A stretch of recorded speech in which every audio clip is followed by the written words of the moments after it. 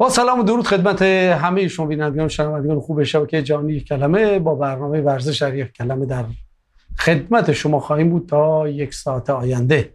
من قبل از که به بحث امروز بپردازم که بحث بسیار مهمی هم هست و در رابطه با اون خدماتی است که یک فرد میتونست در کشور داشته باشه ولی به واسطه نگاه‌های تنگ نظرانه این خدمات از کشور گرفته شده بپردازم.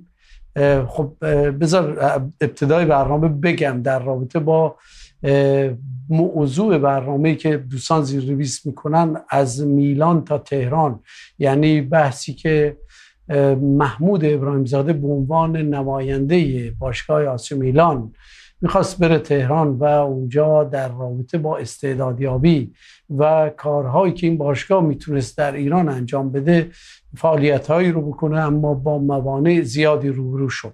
اما قبل از این میخوایم اون چی که در بلوچستان میگذره دوستان بهش بپردازیم، یک اشاره مختصری بکنیم. گرچه روز یکشنبه در این رابطه ما مفصل صحبت کردیم و روز جمعه آینده هم در صورتی که بقا و عمر یار باشه حتما در این رابطه بیشتر خواهیم پرداخت و اون هم توهین‌ها و اتاکی‌های نماینده ولی فقیه در استان ماهامی که اومده بود در رابطه با شیخ الاسلام مولوی عبدالحمید صحبت‌هایی رو کرده بود که این صحبت‌ها قطعاً جامعه بلوچستان رو بسیار ملتهب کرده و ما شاهد این هستیم که گروه‌های مختلف، اقشار مختلف، جوانان، اقوام و طوایف مختلف بلوچستان اعلام همبستگی خودشون رو یکی پس از دیگری دارن با شخص جناب مولانا عبدالحمید نشون میدن. همونطور که شما میدونید این آقایی که به هر حال خودش تریبون به دست هست و از امکانات و بودجه بیت المال ارتزاق میکنه و شکم زده و گردن کلفت کرده و از یه جایی که با هیچ سنخیتی با آداب و فرهنگ و رسوم مردم بلوچستان نداره، میاد اینجا پشت تریبون قرار میده و هرچی از دهنش در میاد میگه و مولوی عبدالحمید رو به فتنه انگیزی، عامل دشمن، نادان، جاهل و خیلی از مسائلی که قطعا برمیگرده به خودش اینها رو میاد منتسب میکنه به مولوی عبدالحمید. و اینجا هم بایستی مختصر این رو بگم که شخص مولانا عبدالحمید در استان یک نعمت بی‌بدیلی است که اگر ایشون بی تفاوت بود نسبت به مسائلی که در استان اتفاق میافتاد، قاعدتاً استان ما امروز شکل و رنگ و لعاب خیلی بدتر از اون چیزی که الان وجود داره رو به خودش میگرفت. شما قطعا یادتون هست در هر موضوعی که مردم به هر حال می اومدن عصبانی بودن، وارد خیابون ها می شدن و گاهن حتی به سمت قیام‌های مسلحانه پیش می‌رفتن، همین مولانا عبدالحمید بود که مردم رو به آرامش دعوت می‌کرد و باعث می‌شد که خشم مردم فرو بنشینه و بخصوص حالا انتقاداتی هم که میکنه انتقادات کاملا به جا و به حقی است و از لحاظ بعد روانی هم اگر بخوایم نگاه بکنیم این انتقادات باعث میشه که مردم یک آرامشی پیدا بکنن که حداقل سخن اونها داره از تریبون مسجد مکی شنیده میشه و این آقا اصلا تاب شنیدن همین حرفا رو نداره و با قاطعیت میتونیم بگیم که از وقتی که ایشون وارد استان شده استان دچار ناامنی شده، فتنه شده، جنگ شیعه و سنی را انداخته و بسیاری از مسائل و اختلافی که الان وجود داره باعث و بانی و ریشه اصلیش برمیگرده به دفتر ایشون.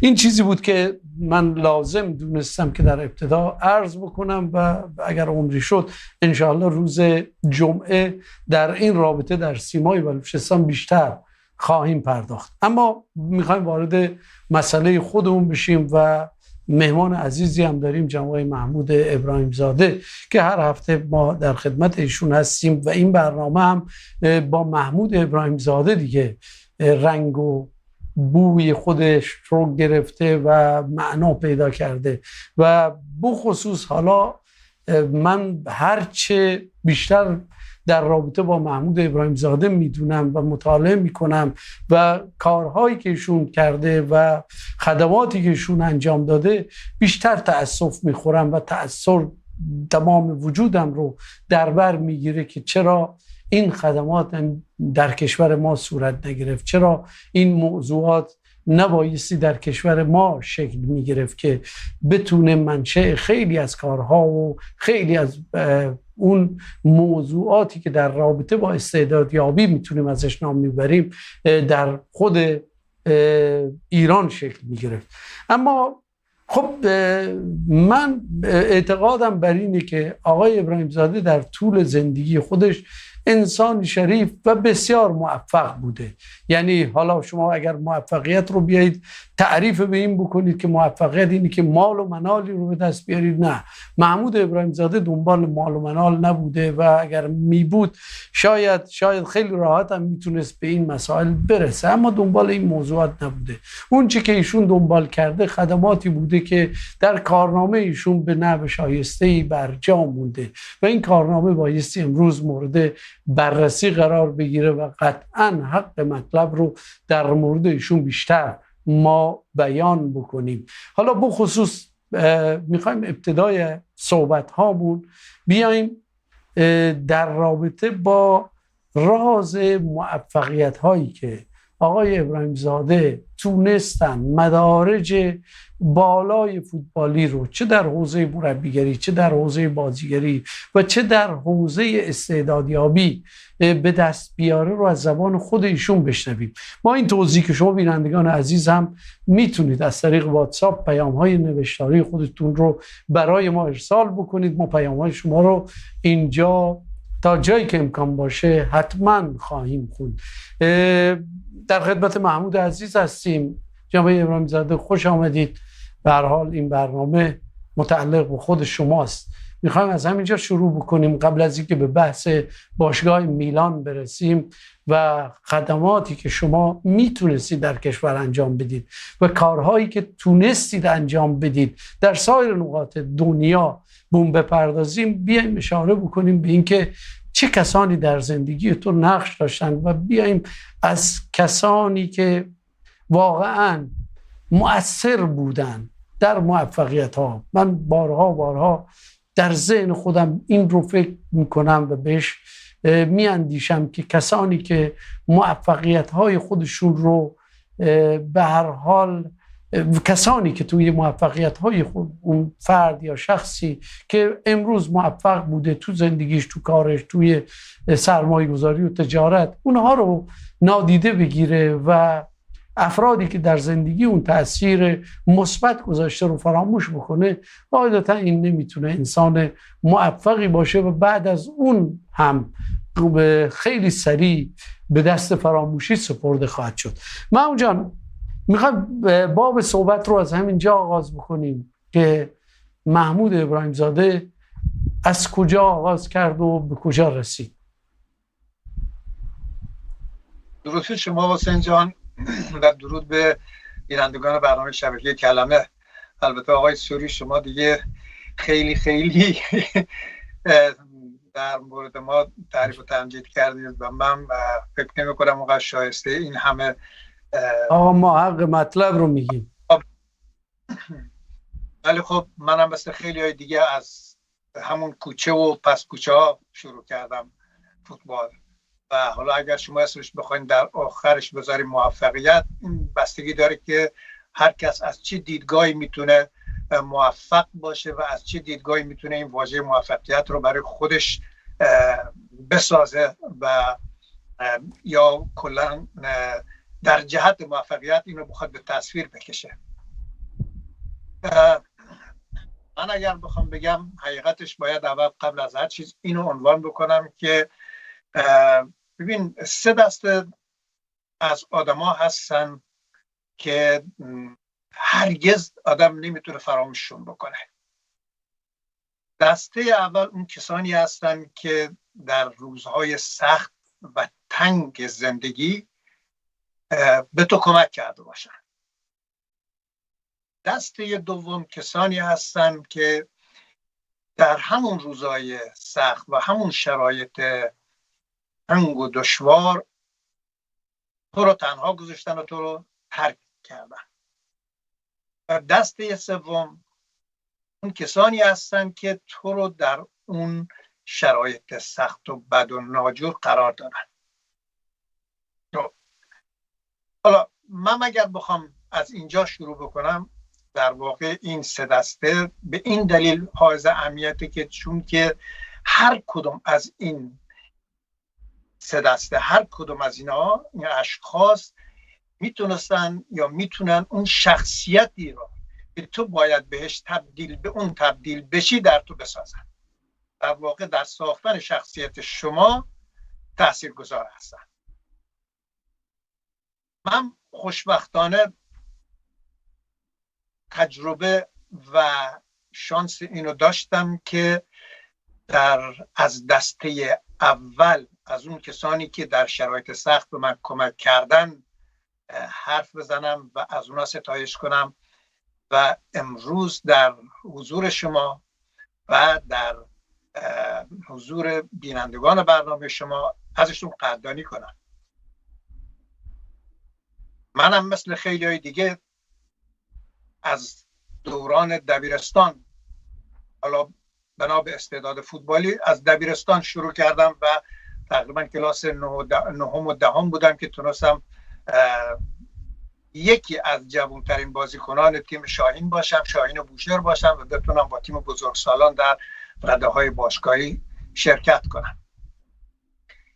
و از همون موقع وقتی نگاه میکنم میبینم واقعا در کنار بزرگان محل، بزرگان استان، معلمین، دبیرانی که در مدارس کمک میکردن به لحاظ آموزش و درس کتاب، من بخوام نگاه کنم میبینم در حیطه ورزشی و فوتبال سه تا از بزرگترین، در واقع سه اسطوره فوتبالی استان بوشهر ما از نظر فوتبالی به من اینقدر کمک کردن که من بتونم نه فقط در بوشهر بلکه به جاهای بزرگتر، حتی به پایتخت برم و یا دنبال درس و دانشگاه در مشهد برم و بتونم به عرصه تیم ملی برسم. و این سه تا در واقع همون سه تا مربیانی بودن که به من کمک کرده بودن و همیشه حامی من بودن. یکی از اون عزیزان شاه غلام بلخیری بود که هم بازیکن تیم منتخب بوشهر بود و هم این که خودش بازیکن شاهین و مربی شاهین بود، و یکی دیگه آقای جواد گرانبها بود که همینجور هم بازیکن هم مربی در استان بود، و یکی دیگه هم که آقای جلال غریبزاده بود که یکی از بازیکنهای دیگه. و اینها در واقع این سه تا اسطوره ورزشی که همیشه و هیچ وقت من اینا رو از یاد نخواهم برد. همیشه اینا از همون دسته خب محمود جان، عکس‌ها تصاویر این عزیزان در این صحبت‌های شما داره پخش میشه. اگر لازمه به هر حال اسامی اینا رو روی تصویری که پخش میشه بگیرید ممنون میشم، چون بینندگان عزیز ما هم اینا رو بشناسن. ببینید الان همین عکسی که الان هست آقای جواد گرانبها که مربی اصلی باشگاه ما بود و این شخص دبیرستان بود، دبیر ادبیات بود که در واقع کسی بود که اولین حرکت کرد. خب من به عنوان یه دانش آموز دیپلم گرفته 18 ساله میخواستم از بوشهر بیام برم تهران و برم دنبال فوتبال حرفه‌ای و درس و دانشگاه.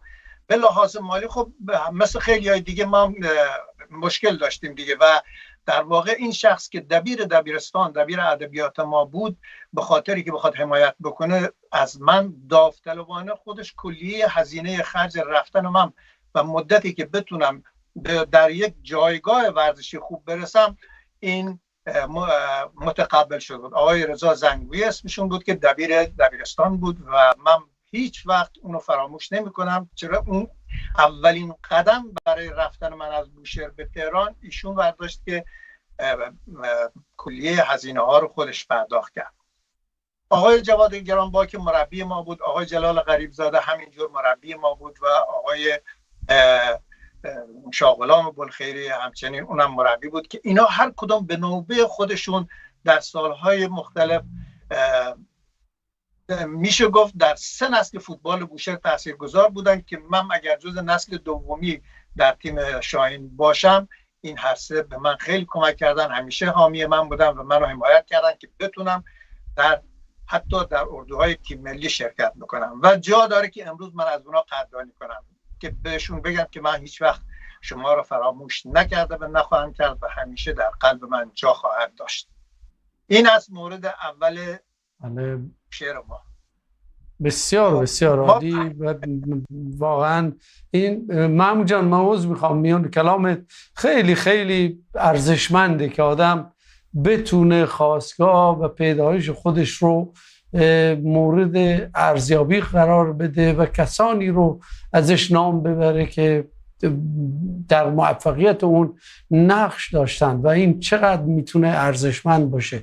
ما متاسفانه در جامعه امروزی ما واقعا همچین چیزی وجود نداره و هر کسی که از طریق نردبان یک فرد دیگری بالا میره شاید با جرأت بگیم اون نردبانه رو هم میندازه و اجازه نمیده که اون فردی که کمک کرده یا از شونه های اون طرف رفته بالا شونه هایش هم رو با لگد میکوبه و این جای بسی تأسف هست که توی همچین جامعه‌ای ما داریم زندگی میکنیم و متاسفانه اکثر مدیران ما این گونه پرورش پیدا کردن که فکر میکنن که همین دوره‌ای که هستن همین دوره رو خواهند موند و بر اساس شایستگی خودشون اومدن بالا. حالا ما یه صحبتی در رابطه با مولانا عبدالحمید کردیم که امروز شاید یک بخشی از مدیرانی که توی استان سر کار هستن، جناب ابراهیم زاده،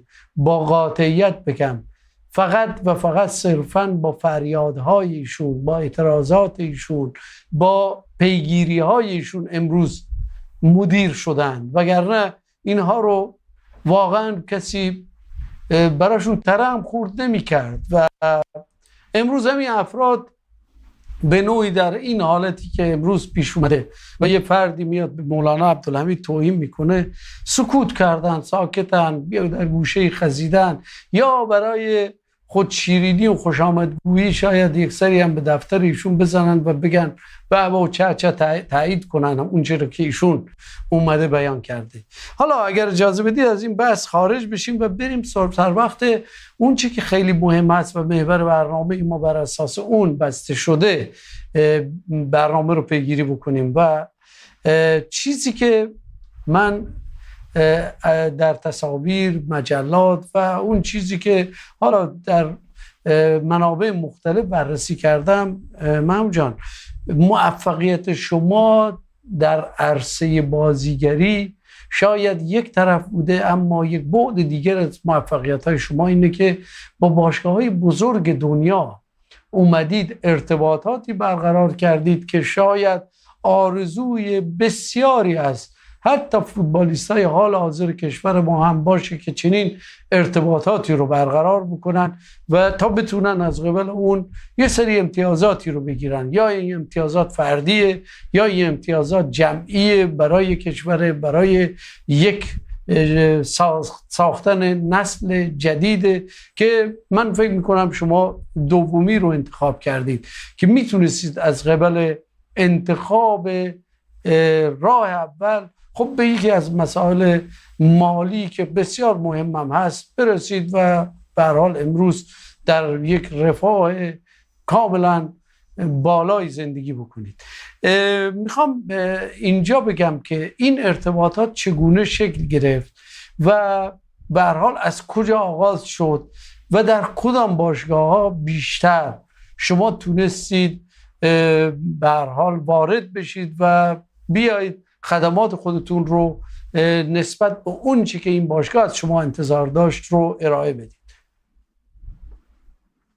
آقای سوری، همونجور که در رابطه با اون دوستان عزیزی که به ما کمک کردن در بوشهر گفتم، خب طبیعتا این مرحله به مرحله بالاخره ما نیاز داشتیم، یا مثلا من نیاز داشتم به یک کانکشن، به یک نقطه اتصال. موقعی که رسیدم تهران، از بوشهر رسیده بودم تهران، مثلا فرض کن آقای مسیح مسینیا، خب که بازیکن پرسپولیس بود، کاپیتان تیم ملی جوانان بود، در بازی‌های جوانان با ما هم بازی بود، روبرو هم بازی کرده بودیم، با ما دوست بود. این مثلا دستبال ما رو گرفت و بس اومدم تهران، گفت نمیخواد اینجا تهران وایسی، برنشو بریم مشهد، اونجا هم درس و کتاب و دانشگاه هست که میتونی درس بخونی، همین که همونجا هم فوتبال بازی میکنی ابو مسلم. خب ببین من هیچ وقت اینو نمیتونم فراموش بکنم و این خودش یک چی میگن سکوی پرتاب بود که از تهران به مشهد برم، یا مثلا از همونجا دیگه در واقع راههای رسیدن به تیم ملی باز شد و بالاخره یه رزومه در کار فوتبالی ما ساخته شد که بتونیم مثلا اگر بریم توی اروپا این کمک حال ما باشه، مثلا به عنوان سابقه کاری. ولی خب عین همین جریان وقتی که رسیدم به میلان، البته سال 1997 بود که هفته قبلا در رابطه با فرانکو بارزی اشاره کردم بهش. خب همین آقای فرانکو بارزی یکی از اون دقیقاً یکی مثل اون کسانی بود که در بوشهر به من کمک کرده بودن، یا مثل مسینیا که از در تهران مثلا ما رو برد مشهد. خب آقای فرانکو بارزی که خودش وایس پرزیدنت آسی میلان بود و دایرکتور کل تیم‌های پایه و آکادمی‌های فوتبال آسی میلان بود، با این پروژه ترویج و توسعه آکادمی میلان در کشورهای مختلف منو استخدام کرد و منو آورد توی باشگاه که من بتونم به عنوان نماینده باشگاه، نماینده در تیم‌های پایه بتونم این ور اون ور هم آکادمی‌ها رو ارگانایز بکنیم، رو اندازی کنیم و هم در از این نظر اگر استعدادی چیزی می‌بینیم با نام استعدادیابی کمک بکنیم به مثلا باشگاه. و متاسفانه همونجور خودتون هم خبر دارید هفته گذشته آقای فرانکو بارزی، همونی که الان با کاپشن آبی وایساده من دارم باش صحبت میکنم تو عکس، از بین ما از یعنی جمع دوستان رفت و وداع کرد با این زندگی و امروز به یادش باز من از خدماتش تشکر میکنم، سپاسگزاری میکنم. آقای فرانکو بارزی باعث شد که من بتونم با میلان شروع کنم به کار کردن. البته این صحبت از 28 سال پیشه که همینجور ادامه داشت تا زمان کووید و این کرونا. ولی خب در کنار این جریان آقای بارزی که با ما رو به میلان وصل کرد، قبل از اونم من با رئال مادرید صحبت کرده بودم، با امیلیو بوترگینیو که خودش کاپیتان تیم ملی اسپانیا بود، کاپیتان تیم رئال مادرید بود و همزمان وایس پرزیدنت، اونم وایس پرزیدنت یا معاون رئیس باشگاه مادرید بود اون موقع، که خب ارتباطات برقرار شد. وقتی که من تو رزومم میدادم که من کسی که منو مثلا حمایت میکنه فرانکو بارزیه، این دیگه اونا دیگه حرفی نمیزدن، دیگه میگفتن خب کسی که فرانکو بارزی معرفیش کنه رزومش خوب باید باشه. ولی خب بعد از اون مثلا یه بیشتر همون مجبور شدیم که با میلان کار بکنیم، چون نمیشد یه نفر با دو باشگاه کار بکنه. و یک سال هم با آژاکس رفتم که همین برنامه رو با آژاکس توی امریکا شروع کردیم، انجام دادیم که مسئول کار ما در استعدادیابی آژاکس پاتریک لادرا بود که سالها اونجا کار کرد و منم در خدمتشون بودم. و بعد از اونم یک سال باز رفتم سانتوس برزیل که نماینده سانتوس برزیل شده بودم که تیمشون رو بردیم توی امارات. من اون موقع سرپرست به عنوان سرپرست تیمای 17 ساله سانتوس، همین عکسی که الان داریم می‌بینین، در اونجا قهرمان شدیم. و بالاخره این زندگی ما در خارج کشور به این تیم‌ها بستگی داشت و گره خورده بود. به نوعی ما باید با این تیم‌ها کار می‌کردیم. همینجور حتی قبل از که بخواستم با میلان چیز بکنم، البته با میلان قرارداد بسته بودم، برنامه‌ریزی کرده بودم که باشون کار بکنم، ولی همزمان والنسیا برای من چیز فرستاد که بتونم در والنسیا در اسپانیا همین کار رو انجام بدم. ولی با تمام همه این چیزها من فرانکو بارزی و آسی میلان رو بیشتر از بقیه دیدم و با اونا شروع کردم به کار کردن و در کلیه کشور، در خیلی از کشورهای دنیا مسافرت میکردم و این برنامه‌های آکادمی یا سخنگو یا نماینده میلان بودم. میشه گفت که شاید این بهترین دوران زندگی فوتبالی من در خارج کشور بود. هرچند که خب قبلش در آلمان توی وولسبورگ آلمان خودم بازی کرده بودم، خب اونم دوران بازیگری بود البته، ولی خب اونم خوب و خوش بود برای ما توی آلمان تو اون تیم ها بازی کردن. و جالب اینه که من موقعی که با میلان کار میکردم چیزی حدود 8 ماه از 12 ماه من توی مسافرت بودم، به کشورهای مختلف میرفتم و همین کار رو اونجا انجام میدادم با نام میلان. و یک بارم در یکی از این نامه هایی که الان برای شما فرستادم، نامه است که فرانکو بارزی به فدراسیون فوتبال ایران نوشت و که ما میخوایم یک آکادمی در ایران، آکادمی آسه میلان در ایران را اندازی بکنیم که بیشتر اتفاقا همینجا میخوایم وارد بحث اصلی تر خودمون بشیم. حالا محمود ابراهیم زاده با این سابقه‌ای که تونسته در خارج از کشور برای خودش به دست بیاره، با باشگاه‌های بزرگ مراوده داشته، با باشگاه‌های بزرگ کار کرده. به هر حال باشگاه رئال مادرید و آسه میلان باشگاهایی کمی نیستن. شاید همه دنیا افتخارشون اینه که وارد ورزشگاه‌های اینا بشن، حالا چه برسه که وارد بحث مدیریتی اینا بشن، بحث کارهای استعدادیابی اینا بشن که خیلی میتونه حائز اهمیت باشه.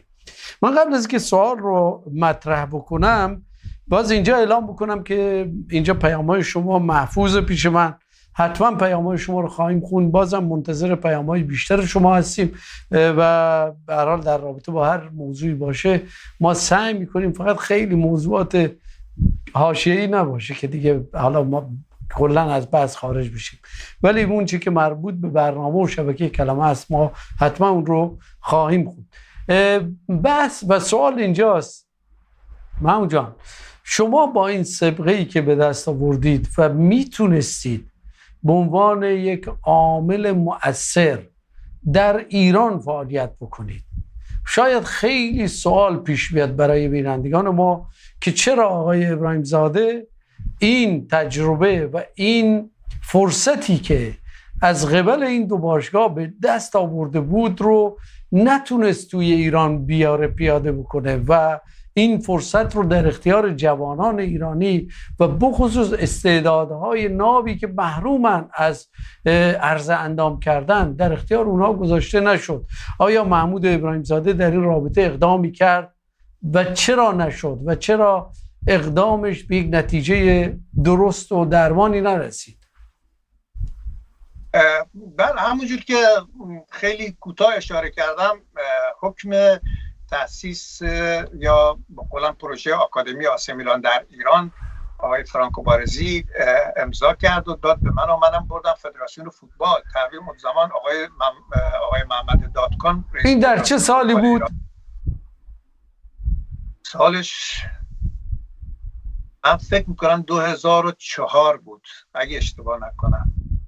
بله. البته رو نامش هست، یعنی حدود 22 سال پیش دیگه تقریبا همینجوری. حالا البته رو نامش هست که تاریخ زد. حالا در صورت من این نامه رو بردم تهران، آقای دادکانم خیلی خوشحال بود و موافقت کرد و که ما از طریق سازمان ورزش میتونیم کمک کنیم و این چیزا. ولی یهو موقعی که بنا شد با سازمان ورزش تماس بگیریم و تماس گرفتن و که این کار انجام بشه، یه جوری پای آقای قالیباف و آقای حمید استیلی به میون اومد. آقای قالیباف گویا شهردار تهران بود اون زمان، حالا دیگه سال شاید بهتر بدونید، اون زمان آقای قالیباف شهردار بود. بله. بعد اینا میگفتن که آره این آکادمی توی تهران بمونه، ما حمایتش میکنیم و ما خودمون تمام هزینه‌شو پرداخت میکنیم اگر در تهران انجام بشه و توسط خودشون انجام بشه، یا در واقع سهمی از این جریان، سهم بیشتری به اونا تعلق بگیره. به قول خودشون 51 نمیدونم 49 یا همچی چیزی. ولی من حقیقتا نه میلان دنبال بیزنس نمیدونم مالی آنچنانی اونجا نبودیم. ما هدفمون این بود که بخوایم این گسترش بدیم، این جریان میلان و ضمن این که کمکی بشه به استعدادهای داخل ایران. هدف ما بیشتر این بود و منم بیشتر توجه داشتم که بتونم در جاهای محروم از این جریان استفاده کنم، نه اینکه مثلا ها بخوام نگاه تبعیض پروری داشته باشم در مورد پایتخت نشین و امثال هم، نه، ولی هدف این بود که مثلا بریم در جنوب ایران که استعداد خیلی زیادی هستن و کمتر دستشون به پایتخت میرسه، کمتر دستشون به تیم‌های ملی میرسه یا تیم پرسپولیس یا تاج میرسه، ما به اونا کمک کنیم، شاید بتونیم دست بال اونا رو بگیریم بیاریم بالا و همینجور بعدش بیاریمشون مثلا در میلان. هدف ما بیشتر این بود که خب بعداً اتفاقا در نامه‌ای که فرانکو بارزی نوشته بود تاکید کرده بود که این آکادمی در استان بوشهر، در شهرستان یا استان بوشهر برگزار بشه و این نام و نمایندگی این مجوزم به کسی دیگه تعلق نمیگیره به غیر از به محمود ابراهیم‌زاده به نمایندگی میلان و باشگاه شاهین بوشهر. ولی خب وقتی که این اوضاع اول دیگه ما مجبور بودیم روی این برنامه میلان پیش بریم، این به مذاق این آقایون خوش نمی اومد و اینا میگفتن نه ما میخوایم از این مسئله بهره برداری مالی و بالاخره استفاده های تبلیغاتی خودشون رو کنن و حتی با تیم پرسپولیس و با تیم تاج و با اینا هم حتی سپاهان نشستیم و صحبت کردیم، ولی متاسفانه من نمیتونستم قانع بشم که اون چیزی که واقعیت داشته و حقیقتا ما دنبالش بودیم و بخوام به دیگران بفروشم، چون من کارم فروشندگی نبود که، دلال نبودم، نمیدونم آژانس بازیکن یا باش یا خرید و فروش و این چیزا نبود که. من اومده بودم به خاطر اینکه بتونم کمک کنم به مثلا فرض کن در بوشهر یا خب اگر محمود عذر میخوام اگر این اتفاق میافتاد و محمود ابراهیم‌زاده موفق میشد این نمایندگی یا به هر حال یک بخشی از باشگاه میلان رو می اومد حالا یک کمپی تحت عنوان نمایندگی باشگاه میلان در ایران می ساخت، حالا در بوشهر یا در دیگر نقطه کشور، چه اتفاقی قرار بود بیفته؟ شما ببینید ما همون موقع من رفتم بوشهر با مسئولین در بوشهر صحبت کردم. البته استانداری داشت بوشهر، آقای تبادار اسمش بود و فوق العاده خوب و هم محلی بود و خیلی دلش می‌خواست این کار رو انجام بده. حتی در تایید انجام این پروژه برگشت گفت که ای کاش شما میتوانستید به نام یک آکادمی هم به نام دختران در بوشهر باز کنید. اصلا اون موقع کسی دختران رو اصلا نه تو فوتبال ایران را میداد نه تو استادیوم راشون میدادن. ولی این استاندار اینجوری گفت اگر ای کاش این نامه این از آسی میلان اومده، ای کاش برای دختران هم یه باشگاه میتونستیم ما اینجا باز بکنیم و من تمام مخارج میدم اگر این کار انجام بشه. ولی متاسفانه کار از جای دیگه خراب بود. از بالا میگفتن که نه این ما هستیم که باید تصمیم بگیریم. کیا بودن؟ همونایی که تو سازمان ورزش یعنی عملا محمود جان من از صحبت‌های شما اینجوری برداشت میکنم که فدراسیون کنار گذاشته شده بود و افراد دیگری اومده بودن و در این رابطه داشتن تصمیم گیری و تصمیم سازی میکردن. دقیقاً همینه، دقیقاً همینجور بود که شما الان اشاره کردید. خب رئیس فدراسیون آقای دادگان گفت هر جا به حال تهران نمیخواد باشه برو آبادان، برو بوشهر، اشکال نداره. ولی وقتی که ما این مجوز یک کار از خارج کشور به داخل کشور میاد یه سلسله مراتب دیگه پیدا میکنه. یه جای دیگه باید بره، یه جای دیگه باید تایید کنه که اونا رو تایید نمیکردن. اونا میخواستن همه چیز در دست خودشون باشه و حتی یکی از باشگاه برگشت گفت که آقای ابراهیم‌زاده ما اینقدر پول به تو میدیم، تو برو دیگه کار نداشته باش به این آکادمی، بذار ما خودمون این کارا رو بکنیم. خب من اگر آدمی بودم که دنبال پولش رفته بودم. خب الان محمود میخوای اسم اون باشگاه رو بگیری یا نه؟ سپاهان بود. مشکلی نه. سپاهان مثلا میگه آقا ما اینقدر مبلغ به شما میدیم، شما بنویسید به میلان که خود این باشگاه این رو تحویل میگیره و نیازی نیست، همه امکانات داره و ما خودشون میتونن این کارو بکنن. ولی مسئله ما این، هدف ما این نبود. ببینید من همون موقعی که استاندار گفت ما حمایت میکنیم توی بوشهر امتحان کردیم، گفتیم آقا یه فراخوان میدیم بیان بچه‌ها تمرین بکنن ببینیم چند مرله حلاجه چقدر میاد. شما باورتون نمیشه روزی 150 تا بازیکن میومد. همین آقای مهدی طارمی من فکر کنم 7 یا 8 سالش بود، شاید 8-9 ساله، آره 10 نمیدونم، حالا شاید هم 10 سال، یه همچین چیزی. این هم جز اونایی بود که اومده بود تو اون تمرینات و امثال آقای طارمی تو اون روز تو 150 تا پر بود. ما روز دوم به 500 نفر بازیکن رسیدیم همینجور تا یک هفته. ولی من یهو دیدیم آخر هفته اومدن در استادیوم بستن، گفتن شما اجازه نداریم تو استادیوم تمرین بکنید. میگفتن شما از طرف چه ارگانی بودن؟ از طرف هیئت فوتبال استان بوشهر، از خود استان بوشهر. بله. اومدن در استادیوم بستن، گفتن نمیتونین بازی چیز بکنه. یه وقت ما اینا رو دیدیم دیگه دیدیم جای نیست. حتی آژاکس، حتی یک سال که با آژاکس من اون موقع برنامه داشتیم توی امریکا، کمپ گذاشتیم و برنامه ریزی کردیم، من چون با رئیس اون استعدادیابی آژاکس آشنا بودم، گفتم ببین تیم بزرگسالای آژاکس برای اردوی ما قبل مسابقات لیگشون میخواست بره امارات، میخواست بره مثلا 10 روز امارات اردو بزنه، آماده بشه برگرده چیز.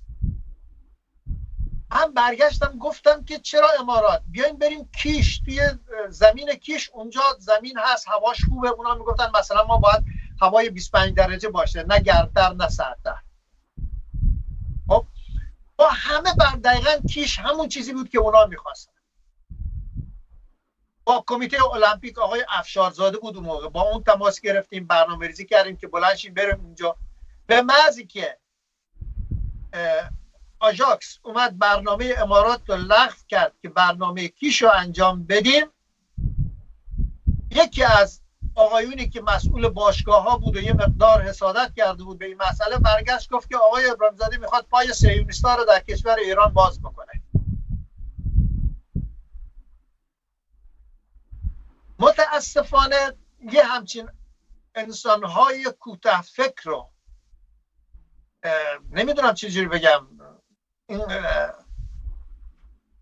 ضد فوتبال، بهتر از بگم ضد فوتبال، ضد ورزش، اینها در رأس ورزش و در رأس کار باشگاه ها بودن. هر کدوم هم یک اسم و لقب چی میگن مدیر، هر کدومش هم میگه آقا شما مدیریتتون چیه؟ میگه مدیر امور بین المللی.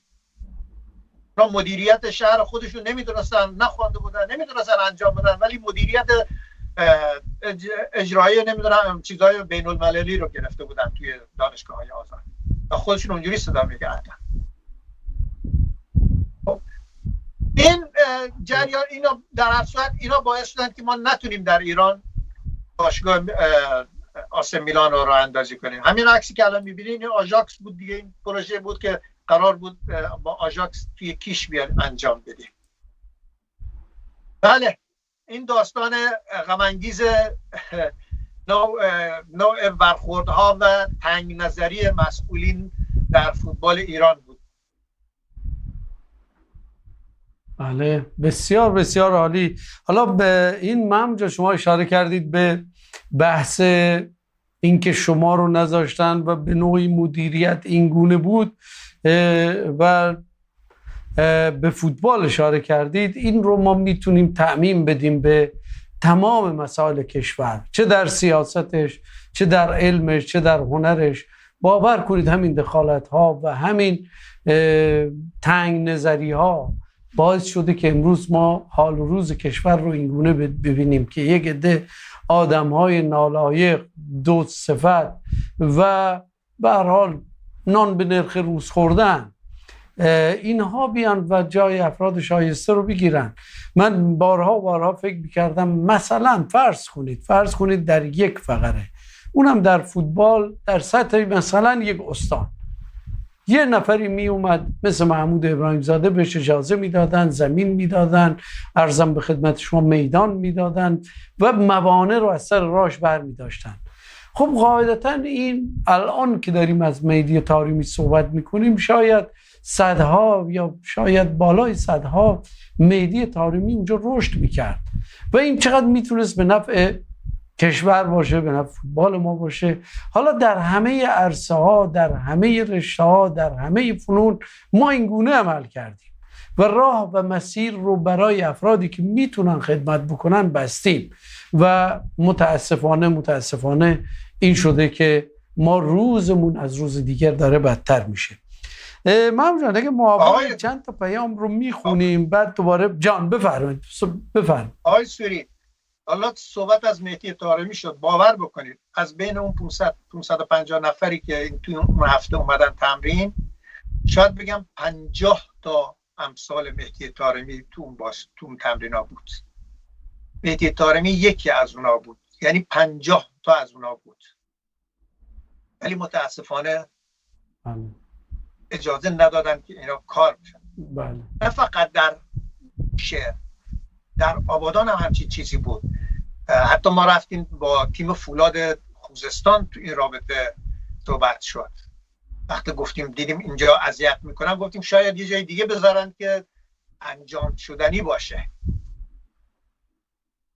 حتی رفتیم شیراز که خب نزدیک بود، چون دوستان خیلی خوبی داشتم توی شیراز، توی برق شیراز، گفتن خب بیا اینجا این کار شیراز انجام بدیم، که حتی رئیس اداره برق، مدیر عامل اداره برق شیراز هم حاضر شد این کار رو انجام بده. ولی خب متاسفانه هم باز از پشت خلان بعضیا از پنجره وارد میشدن و اذیت میکردن و نمیذاشتن این کار انجام بشه. فوراً یه برچسب میزدن و درش میبستن. حالا محمود ابراهیم زاده با هزاران امید وارد شده تا یک کار ارزنده‌ای رو اونجا انجام بده، اما نشد، نذاشتن و محمود ابراهیم زاده برمیگرده میاد آمریکا میره، کشورهای آفریقایی میره و جای دیگه میره. آیا تفاوتی در این راهی که شما انتخاب کرده بودید در کشورهای دیگه با ایران رو در چی میدیدید؟ آیا اونجا هم همین موانع سر راه شما بود و آیا تونستید همین پروسه‌ای که شما داشتید رو در جای دیگه پیاده بکنید؟ 100% آقای سوری، ببین سال 97 من و باشگاه آسه میلان و آقای فرانکو بارزی اولین شخصی بودیم و اولین باشگاهی بودیم که از اروپا میخواست در امریکا یه همچین کاری بکنه. رئال مادرید که دنبال میگفت که 2.5 میلیون یا 2.5 میلیون دلار بابت اون حق امتیازی که باید در سال بگیره، یعنی سالیانه 2.5 میلیون دلار باید میدادیم که آکادمی تو میلان توی اینجا انجام میشد. خب اون مقرون به صرفه نبود. ولی وقتی که آقای بارزی و آسه میلان این کار کردن، من میگم این باشگاه اولین باشگاه اروپایی بود که اینجا این کار را انداخت و بعد از اون ما خودمون در همینجا چیزی حدود در اکثر ایالت‌های آمریکا این برنامه میلان رو راه اندازی کردیم. خب که دیگه بعد از ما هر کس یکی دیگه کار میکرد، چون دیگه کارم هم از اینجا جدا شد و باید میرفتم مثلا چین یا میرفتم ژاپن یا میرفتم کره یا میرفتم غنا یا میرفتم بولیویا، اینجا دیگه باید میرفتم همین کار انجام میدادم. و امروز یعنی دیگه تیم خوبی توی اروپا نیست که توی امریکا این آکادمی رو نداشته باشه.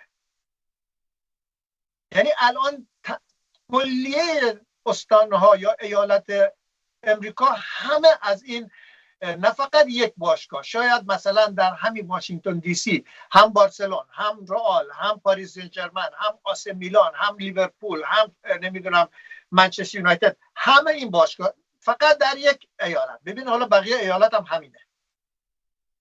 ما همین کار رفتیم تو چین انجام بدیم. آقای سوری 2003 تو چین همین عکسی که الان میبینیم ما توی چین انجام دادیم با همکاری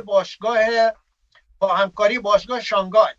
تمام روزنامه ها روزانه می اومدن می نشستن، از تمرین، از برنامه ها فیلم می گرفتن، عکس می گرفتن، فرداش توی روزنامه هاشون می زدن و مردم رو چیز می کردن، تهییج می کردن که بیان بچه ها بیان اونجا. شرکت پپسی کولا کل هزینه همه این چیزها رو به عهده گرفته بود که این توسعه فوتبال در چین در واقع رشد بکنه، فوتبال رو کمک بشه به بچه ها. شهرداران هر شهر، یعنی من چیزی حدود 10 تا ایالت چین رفتم، یعنی خودشون برنامه‌ریزی میکردن برای ما که بریم اینجا بریم اونجا. تو این 10 تا ایالت که رفتم، اگر شهردار بود یا اگر فرماندار بود یا اگر استاندار بود یا اگر نماینده مجلسشون بود که چند جاشون بود یا اگر رئیس باشگاه‌های اونجا بود، بدون استثنا همشون کمک میکردن، میومدن چیز میکردن، دعوت میکردن همون شب اول، میگفتن بیایم بشینیم چه برنامه کمک میخوایم، چه کمکی میخوایم. اینجوری اونا چیز استقبال میکردن. ژاپن همینجور، کره همینجور. اصلا شما باورتون نمیشه. از همونجا باعث شد که تیم کره رفت تو پروژه 20 ساله، ژاپن رفت تو پروژه 25 ساله که بتونن از همین تیمای پایشون شروع بکنن. ولی خب اونها دیدیم دیگه، الان شما دیدین کره و ژاپن چجوری به کجای فوتبال آسیا هستن و ما کجا هستیم. بله دقیقاً. حالا محمود جان، سوال من اینجاست که به هر حال ما حتما به پیام ها میرسیم.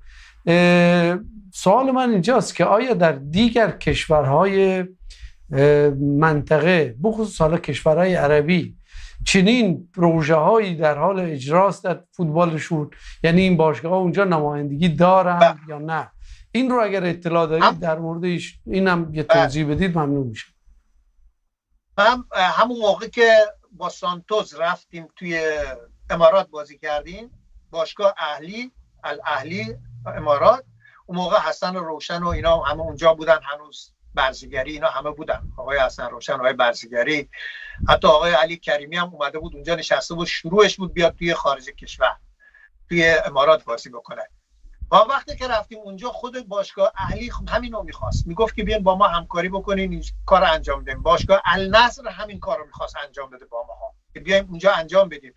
و اون موقع البته اون یک سال که من با سانتوس بودم نمیتونستم، سانتوس میگفت ما نمیخوایم بیایم اینجا، ما چیز نداریم، ما دنبال استعدادیابی و اینا نداریم اینجا، برنامه نمیتونیم بذاریم اونجا، مربی میخوان میتونیم مربی بفرستیم. ولی برای سانتوس هیچ فرقی نمیکرد که چیز باشه کجا این کار بکنه، چون اصلا سانتوس یه همچین پروژه‌ای در خارج از برزیل نداشت، هرچند که در خود برزیل یه برنامه خیلی خوبی داشتن توی آکادمیشون و زمین آکادمیشون کاملا مجهز و خیلی هم خوب و مدرن بود.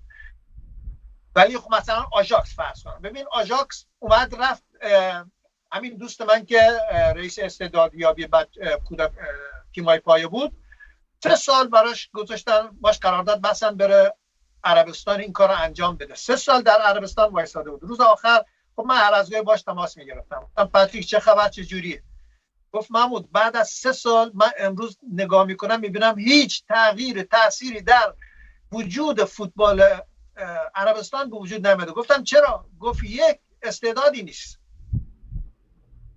2 هرچی یاد میدین فردا باز برمیگردن به همون کار قبلی خودشون توی مربیگری. البته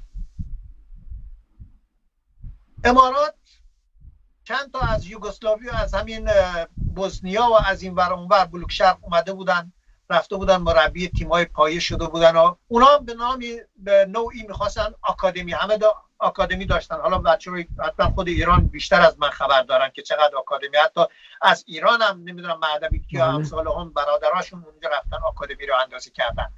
ولی ببین تا آکادمی زمانی بازده داره که استعداد وجود داشته باشه. من بارها و بارها گفتم تو این کشورهای عربی ما کشورها خیلی کم استعدادن،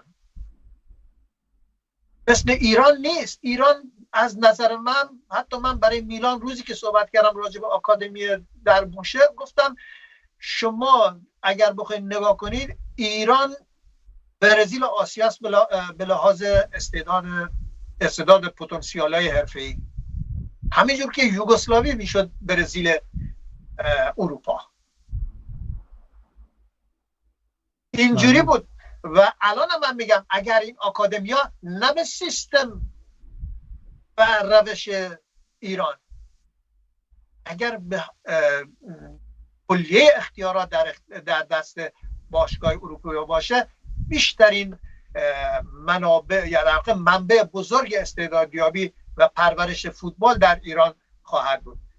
آژاکس توی توی چیزی توی آفریقا، تو اونجا آکادمی زد دیگه، تو اونجا آکادمی زد. چندین بازیکن از افریقا در سن 12-13 سالگی برداشتن، وقتی دیدن خوبن آوردن اونجا، چون میگن باید یه بازیکن از خارج از کشور، از هر جا که میاد میخواد بیاد تو آژاکس، و وقتی میاد اونجا به چند تا چیز، یک به زبان آژاکسی، به زبان هلندی باید آشنا بشه، یاد بگیره کامل، که مترجم نداشته باشه بین اون و مربی، خود مربی بتونه هر چی میخواد بهش انتقال بده.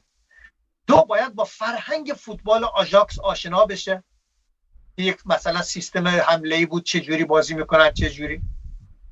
و سه، دیگه در متد آژاکس، فرهنگ سازندگی آژاکس، این خانواده بیاد اونجا به عنوان استعداد پروری، پسر خودش بوده یا دختر خودش، پسر به اصطلاح ما میگم بیشتر پسر خود خانواده هست، میگن این خانواده باید اونجا باشه بغل دست این بچه تا سن 16-17 سالگی، که بتونه دیگه خودش کارهای خودش رو انجام بده. خیلی چیزا در آکادمیای اروپا هست که اصلا تو ایران وجود نداره. تو ایران الان خیلی، حالا من بیشتر از این انتقاد بکنم از فوتبال ایران. بسیار عالی، سپاسگزارم محمود جان. اجازه میدید ما یه چند تا پیام بینندگان رو بخونیم، چون قول دادیم که پیامی از قلم نیفته. دوستی پیام داده: سلام آقای سوری و عرض ادب خدمت مهمان گرامیتون. آقای سوری، کارشناسان و استادان شبکه کلمه دارن دلهاشون از همدیگه جدا میشه، به گروهی رفتن طرفدار شاهزاده، به گروهی علیه شاهزاده. این سبب شده بینشون تفرقه بیفته. قبلا هم برنامه میذاشتن و میگفتن و میخندیدن، ولی الان با هم دشمن نشدن. این رو شما نشید دشمن. بعد توضیح خواهم داد. آقای سوری، خواهشم بین آقای حالا اسم گرفتید و دوستانی که به هر حال این من اسم همه رو میدونید دیگه، دوستی برقرار کنه که بینشون دوگانگی باشد. خداوند بین دلهاشون دوستی رو بیشتر کنه و شما مثل کسانی هستید که در راه خدا جهاد میکنید و این جهاد کردن با تفرقه و کینه بین خودتون به جایی نمیرسه.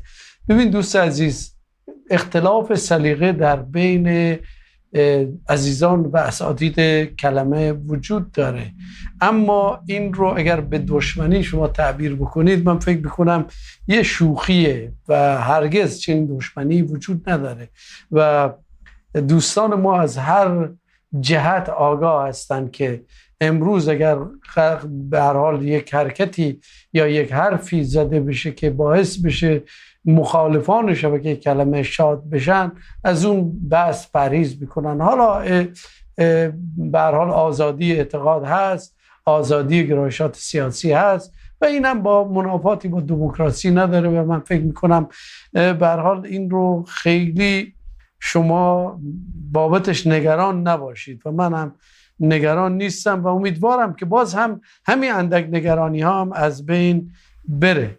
دوستی هم پیام داده: با سلام آقای ابراهیم زاده، ماشاءالله حالا ریش و سبیل رو کوتاه کردی، خیلی خوشتیپ شدی. آقای سوری آستین کوتاه هم به شما خیلی میاد. مرسی آقا، مرسی. به ما آستین کوتاه به ما میاد، بازده به شما گرم. نه بابا، هوا تو اروپا گرم شده، ما آستین کوتاه میپوشیم. دوست دیگری هم پیام داده: سلام و درود بر استاد سوری و استاد ابراهیم زاده عزیز.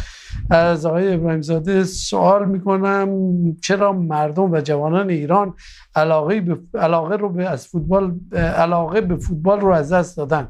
آیا دلیلش بازیکنان تیم ملی باشگاهی یا ملی است که از ملت به دور شدن و برای کاسبی خود به حکومت چسبیدن، یا نه چون دو شب 50,000 نفر از جوانان کشور رو کشتن؟ لطفاً توضیح بدید. واقعا مردم از فوتبال دل کندن.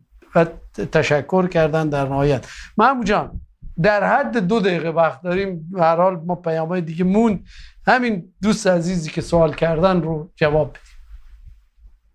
ببین دوست عزیز، ما بارها و بارها گفتیم الان نه فقط این که چرا بچه ها زده شدن از این فوتبال، بعد این بزرگسالات، تماشاچی ها، هوادارا، همه از این فوتبال زده شدن. خود ماها از فوتبالی که در ایران هست زده شدیم. چرا؟ چون وقتی ما میبینیم فوتبال در ایران عامل سرکوب ذهنی مردم جامعه میشه، عامل سرکوب ذهنی جوانان میشه و خودش به نوعی به لحاظ روحی روانی تحقیر میکنه و این بچه ها رو از بین میبره و خود به خود اینا رو کور میکنه، استعداداشون رو کور میکنه، دیگه اصلا علاقه‌ای براشون نمیمونه. چرا؟ چون وقتی که امکانات زندگی نداشته باشن، امکانات رفاه، مدارس و آموزش و امثال هم نداشته باشن، وقتی که بچه‌ها باید به فکر رفتن و کوله‌بری و نمیدونم آشغال فروشی و امثال هم بکنن، دیگه اینا فوتبال جایی براشون نداره. دیگه چه لذتی داره وقتی که شکم گرسنه باشه، وقتی که جای خواب نداشته باشه.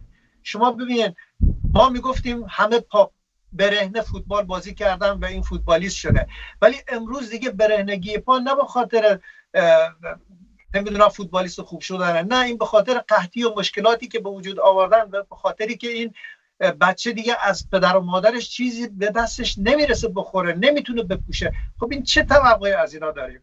خود ماها بارها میگفتیم این فوتبال رو باید تحریمش کنیم، این فوتبال رو باید بذاریم کنار در ایران. اولویت در ایران در حال حاضر زندگی عادی جامعه است، نمیدونم معیشت اولیه مردم ایرانه، خورد و خوراک و نمیدونم بیمارستان و دکتر و بیمه و امثال همه. الان دیگه فوتبال جایگاهی نباید داشته باشه در ایران که ما بخوایم حتی صحبت از پرورش بچه ها بکنیم. ما اول پرورش بچه ها اگر تونستیم به لحاظ غذایی اینا رو پرورش بدیم، اگر تونستیم به لحاظ سلامتی اینا رو، بهداشتی اینا رو پرورش بدیم، اگر تونستیم در مدرسه بذاریمشون که برن درس بخونن و آموزش و پرورش انجام بشه، این خیلی مهمتر از فوتبالیه که این سیستم با این نوع فوتبالی که در ایران هست بخوان اینا رو پرورش بدن. من فکر میکنم به امید روزی بشینیم که یک روز ایران آزاد بشه و این کلیه این برنامه‌ای که ما مسائلی که اینجا عنوان میکنیم صحبت میکنیم به حقیقت بپیونده و بتونیم در خدمت بچه‌ها و جوانان ایرانی باشیم.